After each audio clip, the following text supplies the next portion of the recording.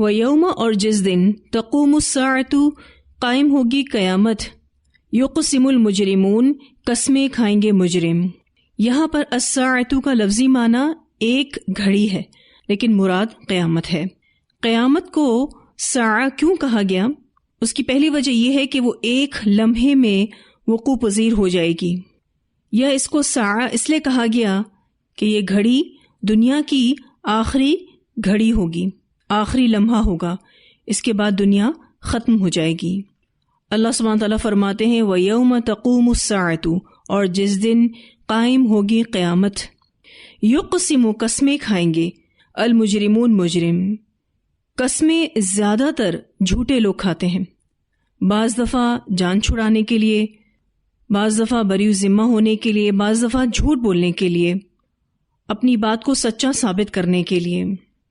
تو قیامت کے دن کفر و شرک اور گناہوں کا ارتکاب کرنے والے مجرم قسمیں کھائیں گے، اور قسمیں کھا کر کیا کہیں گے؟ ما لبثوا نہیں وہ ٹھہرے، غیر ساعتن سوائے ایک گھڑی کے۔ یہاں پر ساعت سے مراد دنیا کا وقت ہے، یا پھر قبر کا وقت مراد ہے۔ کذالک اسی طرح کانو تھے وہ یؤفکون پھیرے جاتے، یعنی دنیا میں حق سے پھیرے جاتے۔ جیسے کہ میں آپ سے بھی ذکر کر رہی تھی کہ قیامت کے دن کفر و شرک اور گناہوں کا ارتکاب کرنے والے مجرم قسمیں کھائیں گے، اور قسمیں کھا کر کہیں گے کہ نہیں ہم ٹھہرے سوائے ایک گھڑی کے، یعنی دنیا کی زندگی کا غلط اندازہ لگائیں گے۔ قسمیں کھا کھا کر کہیں گے کہ وہ دنیا میں ایک گھڑی سے زیادہ نہیں رہے، یا یہ کہ وہ دنیا میں بس ایک شام رہے یا ایک صبح رہے، یا پھر قبر میں تھوڑا ہی ٹائم رہے۔ اللہ تعالیٰ فرماتے ہیں کہ یہ حق سے پھیرے جاتے ہیں یا یہ جھوٹ بولتے ہیں۔ ان کا جو یہ اسٹیٹمنٹ ہے ما لبثوا غیر ساعتن نہیں وہ ٹھہرے سوائے ایک گھڑی کے، یہ جھوٹ پر مبنی اسٹیٹمنٹ ہے۔ جیسے کہ میں نے آپ کو بتایا کہ یہاں ساعتن سے مراد دنیا کا وقت ہے، تو ان کا یہ اسٹیٹمنٹ جھوٹ پر مبنی ہوگا، یعنی ان کو علم ہوگا کہ یہ بہت سارا ٹائم گزار کر آئے ہیں لیکن یہ جھوٹ بولیں گے۔ اور دنیا کا وقت اگر مراد ہے تو اس سے ایک دوسری بات بھی مفسرین کہتے ہیں، وہ یہ کہ ایسا وہ قیامت کے دن کی دہشت کی وجہ سے کہیں گے کہ ہم تو بس ایک گھڑی ہی دنیا میں گزار کر آئے ہیں۔ اور میں نے آپ سے ذکر کیا کہ ساعہ سے ایک مراد قبر کا وقت بھی ہے، تو اگر قبر کا وقت مراد ہو تو ان کا یہ اسٹیٹمنٹ جہالت پر مبنی ہے، کیونکہ قبر کی زندگی کا ٹائم پیریڈ کسی کو بھی نہیں پتا، کوئی بھی نہیں جانتا۔ جس طرح انہوں نے قیامت کے دن دنیا کی زندگی کا غلط اندازہ لگایا، اسی طرح انہوں نے دنیا میں بھی غلط اندازے کی بنیاد پر غلط فیصلے کیے، ان غلط فہمیوں کی بیسس پر بھٹکتے رہے، باطل کو حق سمجھتے رہے۔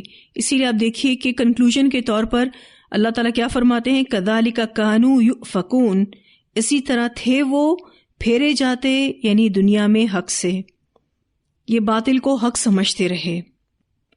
وقال الذین، اور کہا ان لوگوں نے جو اوتوا العلم دیے گئے علم، والایمانی اور ایمان، لقد البتہ تحقیق، لبثتم ٹھہرے ہو تم، فی کتاب اللہ اللہ کی کتاب میں، الی یوم البعث دوبارہ اٹھنے کے دن تک، یعنی قیامت کے دن تک۔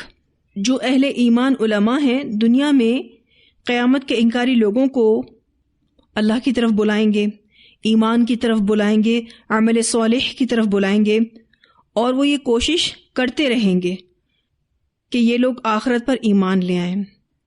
وہ ان کی باتیں سن کر کہیں گے کہ تم ٹھہرے ہو اللہ کی کتاب میں قیامت کے دن تک، یعنی قیامت تک تمہیں مہلت دی گئی۔ یہاں پر کتاب اللہ سے مراد لوح محفوظ بھی ہے، اس کو آپ اللہ کا علم کہہ لیں یا اللہ کا فیصلہ کہہ لیں۔ اب یہ جو علم والے اہل ایمان تھے وہ ان کی بات سن کر کیا کہیں گے کہ تم ٹھہرے ہو اللہ کی کتاب، یعنی اللہ کے علم کے مطابق، یا پھر لوح محفوظ کے مطابق، یا اللہ کے فیصلے کے مطابق قیامت کے دن تک، یعنی تمہیں قیامت کے دن تک مہلت دی گئی تھی۔ فہذا تو یہ یوم البعث دوبارہ اٹھنے کا دن ہے، یہاں پر یوم البعث سے مراد قیامت کا دن ہے. وہ کہیں گے کہ یہ ہے قیامت کا دن. وَلَكِنَّكُمْ اور لیکن تم تھے تم لا تعلمون علم نہ رکھتے تھے. اکثریت غافل لوگوں کی ہی ہوتی ہے. اب یہ اہل علم جو ایمان والے ہیں وہ کیا کہیں گے کہ تمہیں قیامت کے دن تک مہلت دی گئی تھی، آج وہی قیامت کا دن اور حساب کتاب کا ٹائم ہے، لیکن تم علم نہیں رکھتے. اب آپ دیکھیں تو یہاں پر ان نیک لوگوں کی کیا ایفرٹس تھیں کہ وہ ایسے جھوٹ بولنے والوں کو سدھاریں. جو لوگ آخرت پر ایمان نہیں رکھتے ان کو آخرت کے بارے میں بتائیں، ایمان کے بارے میں بتائیں، عمل صالح کے بارے میں بتائیں.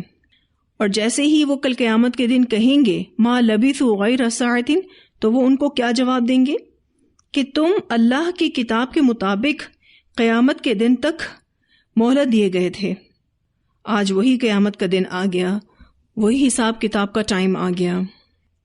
فَيَوْمَئِذٍ تو اس دن لا ينفع الذین نہ نفع دے گی ان لوگوں کو جنہوں نے ظلموا ظلم کیا، معذرتہم ان کی معذرت، ولا هم یستعتبون اور نہ وہ توبہ قبول کیے جائیں گے.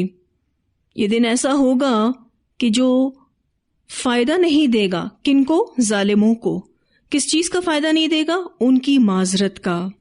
اور جب وہ توبہ کر رہے ہوں گے تو ان کی توبہ بھی قبول نہیں کی جائے گی، کوئی ایکسکیوز ایکسیپٹ نہیں ہوگا. یہاں جو یستعتبون کا لفظ ہے عتبہ سے ہے، وہ ناراضگی یا خفگی جو انسان کے دل میں دوسرے کے لیے بیٹھ جائے. پھر یہ کہ عتبہ رضامندی کو بھی کہتے ہیں. اب آپ دیکھیے بالکل اپوزٹ میننگز آ رہے ہیں. ایک معنی ناراضگی کا اور دوسرا معنی رضامندی کا. یعنی اللہ کی ناراضگی کو ایسے لوگ رضامندی میں بدل نہیں سکیں گے. دنیا میں تو کوئی ناراض ہو جائے تو اس کو منایا جا سکتا ہے. اگر آپ آسان لفظوں میں وَلَا هُمْ يُسْتَعْتَبُونَ کو سمجھیں تو یہ اللہ کو منا نہیں سکیں گے. مناتے آپ کس کو ہیں؟ جو ناراض ہوتا ہے. اللہ ان سے ناراض ہوگا اور ایسا ناراض ہوگا کہ ان سے کلام بھی نہیں کرے گا. ویسے آپ دیکھیے تو جب کوئی توبہ کرتا ہے تو اللہ تعالیٰ اس کو معاف کر دیتا ہے. اس کا کیا مطلب ہے؟ کہ اللہ اس سے راضی ہو جاتا ہے. لیکن ایسے لوگوں سے اللہ راضی نہیں ہوگا جو بھی ظلم کرنے والے ہوں گے. اور obviously یہاں پر ظلم سے مراد پہلے معنوں میں تو شرک ہے کہ وہ شرک کرنے والے تھے، اور پھر یہ کہ ہر طرح کا ظلم بھی یہاں سے مراد ہو سکتا ہے. تو قیامت کے دن ظالموں کی معذرت انہیں کوئی فائدہ نہیں دے گی اور وہ توبہ بھی قبول نہ کیے جائیں گے. وَلَقَدْ اور البتہ تحقیق ضربنا بیان کیا ہم نے للناسی لوگوں کے لیے فی ھذا القرآن اس قرآن میں من کل مثل ہر طرح کی مثال کو. ہر طرح کی مثال کو یعنی ہدایت سے متعلق ہر طرح کی مثال قرآن میں موجود ہے. یعنی قرآن ہدایت کے لیے کافی ہے. قرآن کافی ہے توحید کو سمجھانے کے لیے، رسالت کو سمجھانے کے لیے، انبیاء کی صداقت کو واضح کرنے کے لیے، اسی طرح سے بعث بعد الموت جیسی حقیقت کو واضح کرنے کے لیے. قرآن میں کوئی شک نہیں، لا ریب فیہ. لیکن اہل کفر اور شرک کو اس قرآن سے فائدہ نہیں پہنچتا. کیوں نہیں پہنچتا؟ وہ اس قرآن کی آیات پر غور و فکر کرنے کے بجائے معجزہ مانگتے ہیں.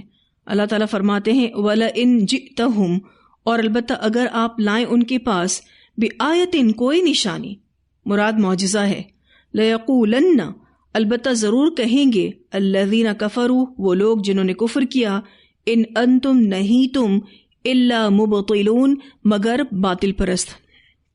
کافر معجزے کو کبھی معجزہ تسلیم نہیں کریں گے، بلکہ اسے کسی نہ کسی بہانے سے باطل قرار دے دیں گے. مثلا جب انہوں نے چاند کے 2 ٹکڑے ہونے کا معجزہ دیکھا تو اسے جادو قرار دے دیا. اور جیسے ہی یہ کوئی معجزہ دیکھیں گے کیا کہیں گے کہ تم جھوٹ بول رہے ہو، تم جھوٹے ہو. اور ایسا وہ اس لیے کہیں گے کہ یہ حق سے منہ موڑنے والے تھے. تو کافر کو یہ معجزہ بھی فائدہ نہیں دے گا. وہ کسی بھی معجزے کو دیکھ کر یہ کہے گا کہ یہ دھوکہ ہے.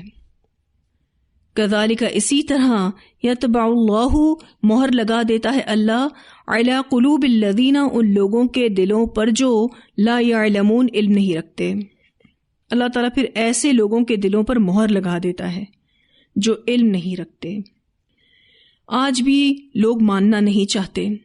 ویسے بھی آپ دیکھیے جسے نہیں ماننا اس نے نہیں ماننا، کیونکہ ان کا دل بند ہے، اور علم دلوں کی مہریں توڑتا ہے. اگر انسان کے پاس علم آئے تو اس کا دل کھل جاتا ہے. اسی لیے آپ دیکھیے اللہ تعالیٰ فرماتے ہیں کذالک یطبع اللہ علی قلوب الذین لا یعلمون. لا علمی دلوں کے بے حس اور غافل ہونے کا سبب ہے. اسی لا علمی کی وجہ سے بہت سارے لوگ حق سے انکار کر بیٹھتے ہیں. تو ہمیں لوگوں تک علم پہنچانا ہے اور بہت پیار سے اللہ کا پیغام ان تک پہنچانا ہے، ان کو ضد میں آنے نہیں دینا ہے. یہاں پر لا یعلمون سے مراد وہ شریعت کو نہیں جانتے. آپ نے دیکھا ہوگا بہت سارے لوگوں کے پاس دنیا کا علم تو بہت ہوتا ہے لیکن دین کا علم نہیں ہوتا.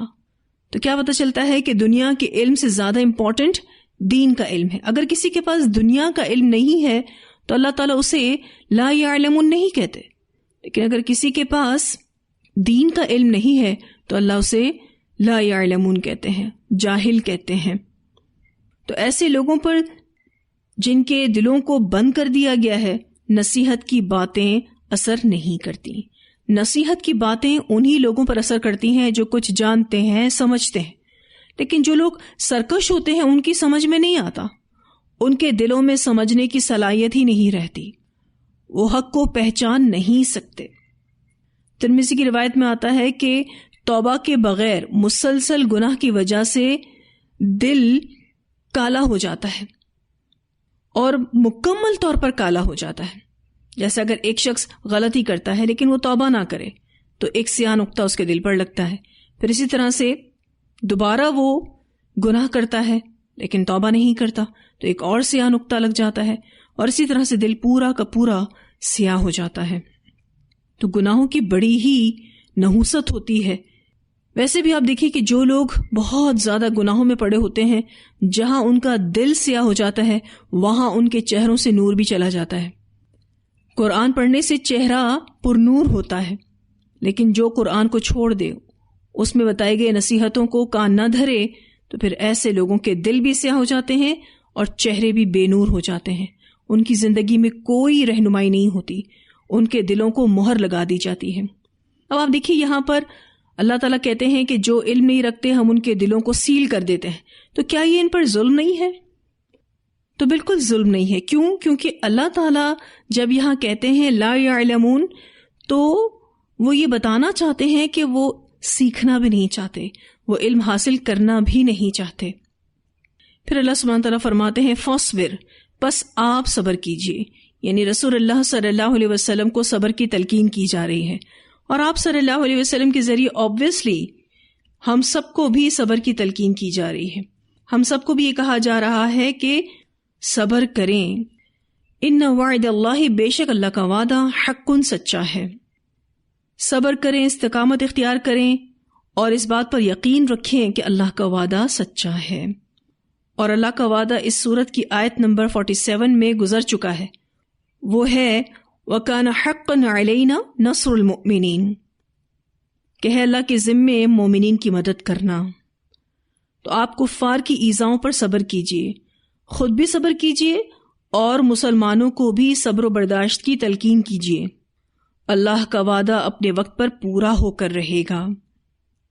صبر کے بغیر کامیابی ممکن نہیں. صبر اور انتظار 13 سال مکہ کے دور میں آپ صلی اللہ علیہ وسلم نے کیا، اور آپ کے ساتھ آپ کے ساتھیوں نے بھی کیا. کوئی منفی رویہ نظر نہیں آتا. تو نبی اکرم صلی اللہ علیہ وسلم کو اللہ تعالیٰ نے تلقین کی کہ آپ صبر کیجئے اور مومنوں کو بھی صبر کی تلقین کیجئے، بے شک اللہ کا وعدہ سچا ہے. آپ صبر و استقامت کے ساتھ اپنی رسپانسبلٹیز کو پورا کرتے رہیے اور یقین رکھیے کہ اللہ کا وعدہ برحق ہے. وہ اپنے رسولوں کو تنہا نہیں چھوڑتا، ان کی مدد ضرور کرتا ہے، اور دنیا میں عزت اور غلبہ انہی کو حاصل ہوتا ہے. وَلَا يَسْتَخِفَّنَّكَ، اور ہرگز نہ ہلکا پائیں آپ کو الذین وہ لوگ جو لا یوقنون یقین نہیں رکھتے. اور آپ صلی اللہ علیہ وسلم کو ہرگز ہلکا نہ پائیں وہ لوگ جو یقین نہیں رکھتے. obviously آخرت پر یقین نہیں رکھتے، قرآن پر یقین نہیں رکھتے، یا وہ رسالت پر یقین نہیں رکھتے. بہت اہم آیت سے سورت کا اختتام ہو رہا ہے. اللہ تعالیٰ مخاطب نبی اکرم صلی اللہ علیہ وسلم سے ہیں، لیکن سنوایا امت کو جا رہا ہے کہ خود کو مضبوط کرو علم اور عمل اور اخلاق کے اعتبار سے، ورنہ تم ہلکے پڑ جاؤ گے. نبی اکرم صلی اللہ علیہ وسلم سے اللہ تعالیٰ مخاطب ہیں کہ ان کافر کی مکاریوں اور سازشوں سے، ان کے مذاق اور استہزاء سے، ان کی اسلام دشمنی سے، ان کی تکلیفوں سے، ان کے منافقانہ سمجھوتوں کی کوششوں سے اور ان کی دھمکیوں سے آپ صلی اللہ علیہ وسلم کی استقامت میں ہرگز لغزش نہیں آنی چاہیے، اور ان کو اسی بات کا یقین آ جانا چاہیے کہ آپ اپنے مشن میں صبر اور استقامت کا ایسا عظیم پیکر ہیں، ایسے پہاڑ ہیں جسے کسی قیمت پر اپنی جگہ سے ہلایا نہیں جا سکتا. یعنی نبی اکرم صلی اللہ علیہ وسلم کا عمل اتنا مضبوط ہونا چاہیے ان کفار کی سازشوں کے سامنے، ان کے مذاق اڑانے کے سامنے، ان کی دشمنیوں کے سامنے، ان کی منافقانہ حرکتوں کے سامنے، ان کی دھمکیوں کے سامنے رسول اللہ صلی اللہ علیہ وسلم جم کر رہے ہیں. یہاں جو یستخفنک کا جو لفظ ہے، فا سے ہے، خفیف کا لفظ آپ پڑھتے ہیں، مراد بے وزن ہو جانا، بے یقین اور بے صبرہ ہو جانا. تو اللہ سبحانہ تعالیٰ فرماتے ہیں وَلَا يَسْتَخِفَنَّكَ، اور ہرگز نہ ہلکا پائیں آپ کو، یعنی آپ کو ایسا نہیں کرنا ہے، بے صبرہ نہیں ہونا ہے، بے وزن نہیں ہونا ہے. کن لوگوں کے سامنے؟ جو یقین نہیں رکھتے. تو بہت اہم آیت سے سورت کا اختتام ہو رہا ہے. اللہ تعالیٰ مخاطب نبی اکرم صلی اللہ علیہ وسلم سے ہیں، لیکن سنوایا امت کو جا رہا ہے کہ خود کو مضبوط کرو علم اور عمل اور اخلاق کے اعتبار سے، ورنہ تم ہلکے پڑ جاؤ گے. آپ دیکھیے کہ کلام میں وزن دلائل نہ ہونے کی وجہ سے نہیں آتا. دلائل مضبوط ہوں گے تو کلام مضبوط ہوگا. پھر یہ کہ علم کے ساتھ ساتھ عمل بھی مضبوط ہونا ضروری ہے. یعنی اگر آپ کے پاس علم ہوگا اور اس پر عمل ہوگا تو آپ کا کلام بہت مضبوط ہوگا. اسی طرح سے اپنے اخلاق کو مینٹین رکھنے سے انسان کی شخصیت میں رعب اور دبدبہ آتا ہے، اس کی شخصیت وزنی ہو جاتی ہے. بد اخلاق انسان ہلکا ہوتا ہے نا، مثلاً جو جلد غصے میں آ جائے، کسی کی بات پر بھڑک اٹھے، تو یہ ہلکا پھلکا انسان ہے. اسی طرح سے رویوں کا مثبت ہونا بھی بہت ضروری ہے، کیونکہ منفی رویے سے آپ ہلکے ہو جاتے ہیں، ڈگمگانے لگتے ہیں، قدم پھسلنے لگتے ہیں. تو امت کو کیا کہا جا رہا ہے کہ خود کو مضبوط کرو علمی اعتبار سے، عملی اعتبار سے، اخلاقی اعتبار سے، ورنہ تم ہلکے پڑ جاؤ گے. کسی صورت ہمیں خود کو کمزور نہیں ہونے دینا ہے. پھر یہ کہ بہت زیادہ شکر کرنے والا، ذکر کرنے والا اور عبادتوں کے حوالے سے خود کو مضبوط کرنے والا بننا ہے. نوافل میں اضافہ کریں، نوافل نماز کے اعتبار سے ہوں یا روزوں کے اعتبار سے ہوں. پھر اسی طرح سے صدقات میں اضافہ کریں، نفلی صدقہ ہو یا فرض صدقہ ہو. تو ہم نے اپنے آپ کو ہر اعتبار سے مضبوط کرنا ہے انشاءاللہ تعالی. یہاں میسج تو نبی اکرم صلی اللہ علیہ وسلم کو دیا گیا کہ آپ نے اپنے آپ کو بالکل بھی کمزور نہیں کرنا ہے. ایسے بے یقین لوگوں کے سامنے آپ نے اپنے آپ کو ویک نہیں بنانا ہے. کسی صورت آپ نے بے وزن نہیں ہونا ہے، بے یقین نہیں ہونا ہے، بے صبرہ نہیں ہونا ہے. اور الحمدللہ رسول اللہ صلی اللہ علیہ وسلم ایسا کرنے والے نہ تھے. آپ صلی اللہ علیہ وسلم تو استقامت کا پہاڑ تھے. آپ کا علم، آپ کا عمل سب سے اعلیٰ تھا. آپ مخلوق میں سب سے اعلیٰ ہیں. لیکن نبی اکرم صلی اللہ علیہ وسلم سے کہہ کر امت کو کہا جا رہا ہے. اور جب کبھی اس طرح سے کلام ہوتا ہے تو آپ کو کلام کی اہمیت کا اندازہ ہوتا ہے، حکم کی اہمیت کا اندازہ ہوتا ہے. تو چونکہ سورہ الروم میں آزمائشوں کی بات ہوئی، کیونکہ یہ بات عنکبوت سے چلی آ رہی ہے نا، پھر ہم نے سورہ الروم پڑھی تو سورہ الروم میں بھی اسی طرح کا ٹاپک تھا، مکی صورت ہے، آزمائشیں بہت آ رہی تھیں، مسلمانوں کا استہزاء مشرکین بہت بنا رہے تھے، پھر آبویسلی ایسی پیشین گوئیاں اس صورت میں کی گئیں جس کے پورا ہونے کے کوئی چانسز نہیں نظر آ رہے تھے. تو اس صورتحال میں کیا حکم دیا گیا؟ فاصبر، صبر کرو. اللہ کا وعدہ سچا ہے، وہ اپنے ٹائم پر پورا ہو کر رہے گا. بس یہ ہے کہ ہم نے اپنے آپ کو مضبوط بنانا ہے، ہم نے اپنے آپ کو شیک نہیں ہونے دینا ہے. اچھا، میں نے آپ کو ایک ہوم ورک دیا ہے اس سورہ سے ریلیٹڈ، آیت نمبر 46 میں، کہ جو نعمتیں اللہ نے ہمیں دی ہیں اس کی لسٹ بنانی ہے، اور ان نعمتوں میں کتنا اضافہ ہوا ہے یہ بھی جائزہ لینا ہے، اور لکھنا بھی ہے اس کو، اور ہم ان کا کتنا شکر ادا کرتے ہیں یہ بھی لکھیں، جائزہ لیں اپنا. میں نے الحمدللہ اس لسٹ کو جب بنایا تو میرے دل نے شدت سے محسوس کیا کہ اللہ نے قرآن کے اس راستے میں بڑا نوازا. الحمدللہ میں جتنا بھی شکر ادا کروں کم ہے. میں نے ہر اعتبار سے اپنی نعمتوں کو دیکھنے کی کوشش کی. خیر نعمتیں تو اتنی ہیں کہ میں اور آپ گن نہیں سکتے، لیکن کیا یہ نعمت کم ہے کہ اللہ تعالیٰ نے ہمیں قرآن کو عطا کیا، قرآن کو ہماری زندگیوں میں رکھ دیا. الحمدللہ رزق میں برکت دی ہے، الحمدللہ بہت سارے مددگار دیے ہیں، اور مددگاروں میں اضافہ کیا ہے، علم میں اضافہ کیا ہے. روزانہ اللہ تعالیٰ ہمارے علم میں اضافہ کرتا ہے. اور آپ اپنے کانفیڈنس کو دیکھیے، کانفیڈنس میں بھی اضافہ ہوا ہے. محبتیں دیکھیں تو اس میں بھی اضافہ ہوا ہے. اور میں جب سوچ رہی تھی اپنی نعمتوں کے بارے میں تو اللہ تعالیٰ نے مجھے جو طالب علم دیے ہیں ان میں بھی اضافہ دیا الحمدللہ، گھر والوں کا سپورٹ دیا الحمدللہ، اور بہت کچھ، یعنی ایک لمبی لسٹ ہے. جب میں دیکھ رہی تھی تو مجھے الحمدللہ الحمدللہ اس بات کا احساس اللہ تعالیٰ نے عطا کیا کہ نعمتیں بڑھ گئی ہیں، نعمتوں میں اضافہ ہو گیا الحمدللہ. اور میں اس لیول کا شکر ادا نہیں کر رہی جس لیول کا شکر ادا مجھے کرنا چاہیے.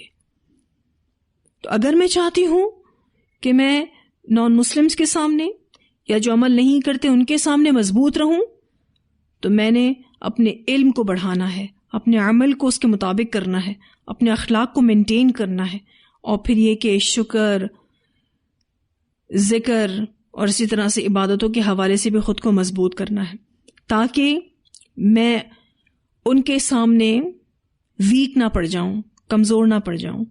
اور ویسے بھی آپ نے دیکھا ہوگا کچھ لوگ بڑے اسٹرانگ نظر آتے ہیں، حالانکہ عام انسان ہوتے ہیں ہماری طرح، لیکن کیا چیز ان کو اتنا اسٹرانگ کرتی ہے؟ obviously اللہ کی مدد ہے الحمدللہ، قرآن کی برکت ہے الحمدللہ، جو ہم 21ویں پارے کے شروع میں پڑھ بھی چکے ہیں کہ قرآن کی برکتیں اتنی ہیں کہ میں اور آپ اس کو سمیٹ کر تھک جائیں گے. اور پھر آپ دیکھیے کہ اگر ہم روزانہ کچھ حصہ قرآن پاک کا پڑھنا لازم کرتے ہیں اپنے اوپر، آپ دیکھیں اس کی برکتیں. ہم ایکچولی کسی بھی عمل کو کنٹینیو نہیں کرتے، مستقل طور پر نہیں کرتے، اس وجہ سے ہم وہ بلیسنگز بھی نہیں حاصل کر پاتے. اللہ تعالیٰ کے نزدیک مستقل کیا جانے والا عمل ہی پسندیدہ ہے. یاد رکھیے گا یہ بات، خواہ تھوڑا ہو لیکن مستقل ہونا چاہیے.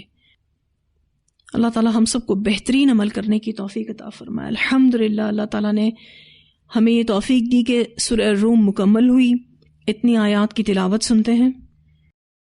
ظهر الفساد في البر والبحر بما كسبت أيدي الناس ليذيقهم بعض الذي عملوا لعلهم يرجعون. قل سيروا في الأرض فانظروا كيف كان عاقبة الذين من قبل كان أكثرهم المشركين فأقم وجهك للدين القيم من قبل أن يأتي يوم لا مرد له من الله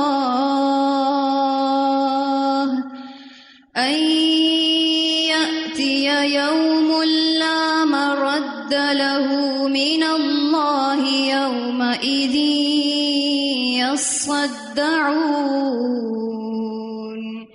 من كفر فعليه كفره ومن عمل صالحا فلأنفسهم يمهدون ليجزي الذين آمنوا وعملوا الصالحات من فضله إنه لا يحب الكافرين ومن آياته أن يرسل الرياح مبشرات وليذيقكم من رحمته ولتجري الفلك بأمره ولتبتغوا من فضله ولعلكم تشكرون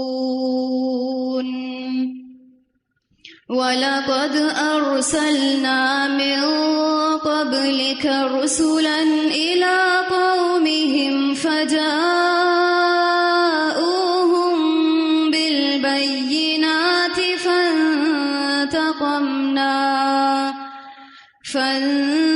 فَانتَقَمْنَا مِنَ الَّذِينَ أَجْرَمُوا وَكَانَ حَقًّا عَلَيْنَا نَصْرُ الْمُؤْمِنِينَ اللَّهُ الَّذِي يُرْسِلُ الرِّيَاحَ فَتُثِيرُ سَحَابًا فَيَبْسُطُهُ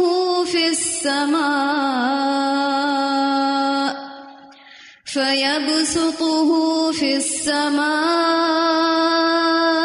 كيف يشاء ويجعله كسفا فترى الودق يخرج من خلاله فإذا أصاب به من يشاء من عباده إذا هم يستبشرون وإن كانوا من قبل أن ينزل عليهم من قبله لمبلسين فانظر إلى آثار رحمة الله كيف يحيي الأرض بعد موتها إن ذلك لمحيي الموتى وهو على كل شيء قدير ولئن أرسلنا ريحا فرأوه مصفرا لظلوا من بعده يكفرون فإنك لا تسمع الموتى ولا تسمع الصم الدعاء إذا ولوا مدبرين وما أنت بهاد العمي عن ضلالتهم إن تسمع إلا من يؤمن بآياتنا فهم مسلمون الله الذي الذي خلقكم من ضعف ثم جعل من بعد ضعف قوة ثم جعل من بعد قوة ضعفا وشيبة يخلق ما يشاء وهو العليم القدير ويوم تقوم الساعة يقسم المجرمون ما لبثوا غير ساعة كذلك كانوا يؤفكون وقال الذين أوتوا العلم والإيمان لقد لبثتم في كتاب الله إلى يوم البعث فهذا يوم البعث ولكنكم كنتم لا تعلمون فيومئذ لا ينفع الذين ظلموا معذرتهم ولا هم يستعتبون ولقد ضربنا للناس في هذا القرآن من كل مثل ولئن جئتهم بآية ليقولن الذين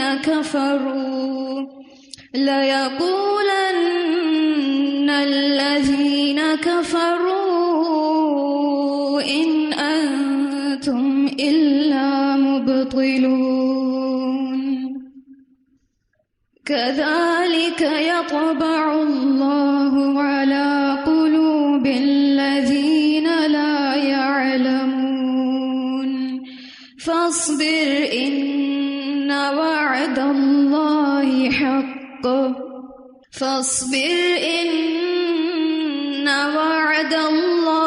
حق ولا يستخفنك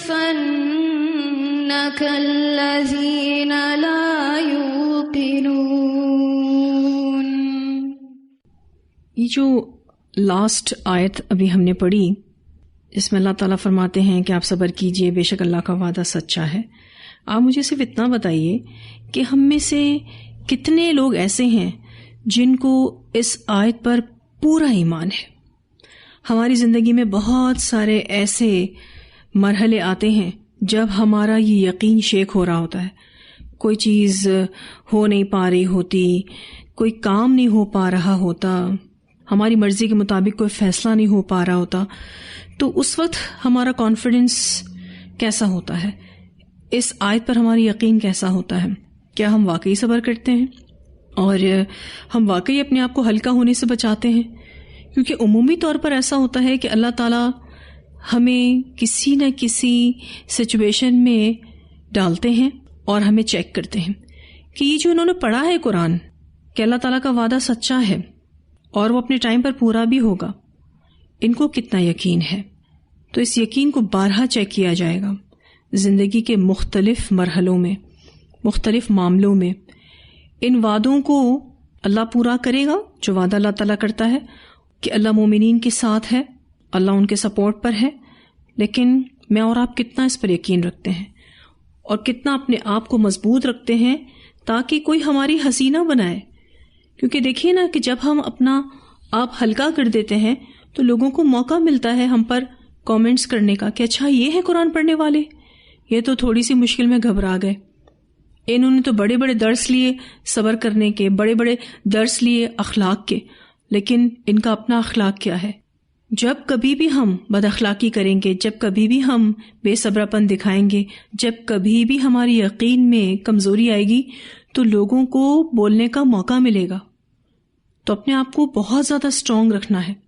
سورہ الروم کی یہ جو لاسٹ آیت ہے ہمیں یہی میسج دے رہی ہے. شروع میں ہم نے کیا پڑھا؟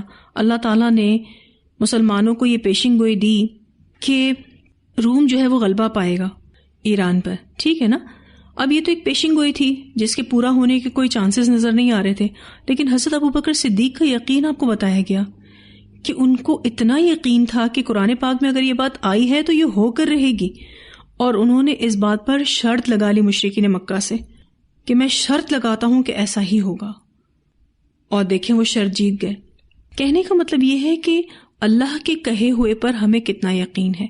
آج آپ دیکھیے کہ جب اللہ تعالیٰ ہمیں کسی نہ کسی سچویشن میں ڈالتے ہیں ہمارا صبر چیک کرنے کے لیے، اور اللہ وعدہ بھی کرتے ہیں کہ اللہ صبر کرنے والوں کے ساتھ ہے.